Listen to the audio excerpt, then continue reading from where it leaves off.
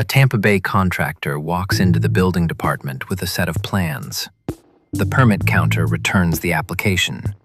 The submittal is incomplete, missing product approvals, structural calculations, or a required form. Construction cannot begin.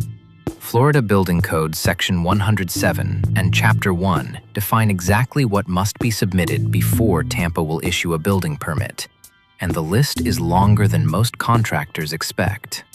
Section 107 governs submittal documents.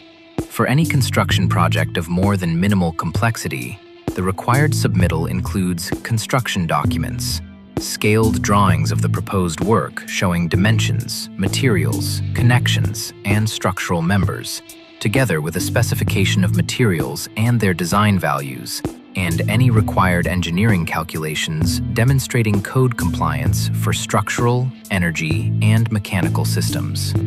The building official reviews these documents for compliance with the Florida Building Code before issuing a permit. Incomplete documents are returned without review. For structural systems in Tampa Bay, the engineering calculations required under Section 107 are specific to Florida's wind environment. The structural engineer of record must demonstrate that every load-bearing member, every connection, and every shear wall in the proposed structure satisfies the Chapter 16 load combinations for a wind-borne debris region. This typically means a complete lateral analysis showing the shear wall layout, the hold-down schedule, and the anchor bolt design, not just member sizing. Florida Product Approval Numbers, FPA numbers, are a permit submittal requirement unique to Florida. Every structural product used in the construction, windows, doors, roofing systems, sheathing panels, anchor connectors, must carry a current Florida Product Approval Number issued by the Florida Building Commission. The permit application must list the FPA number for each regulated product. The building official verifies that each listed number is valid and that the product is approved for the wind speed and exposure category of the project site. An FPA number issued for a 130 miles per hour exposure zone is not valid for a 140 miles per hour site. The numbers are site-specific.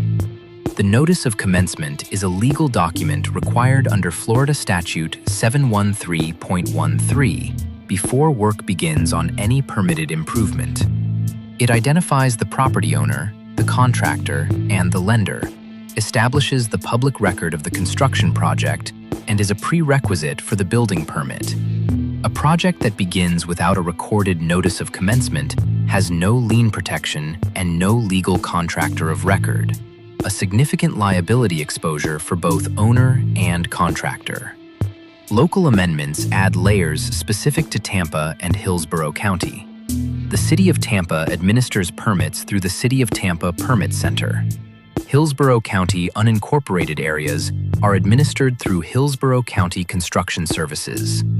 Projects in flood zones, which cover significant portions of Tampa Bay's coastal and low-elevation areas, require an elevation certificate and a floodplain development permit in addition to the standard building permit.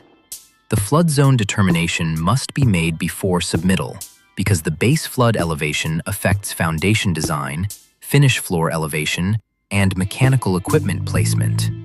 Products used in the high-velocity hurricane zone, HVHZ, currently Broward and Miami-Dade counties, carry NOA numbers, Notices of Acceptance, issued by Miami-Dade's Product Approval Office.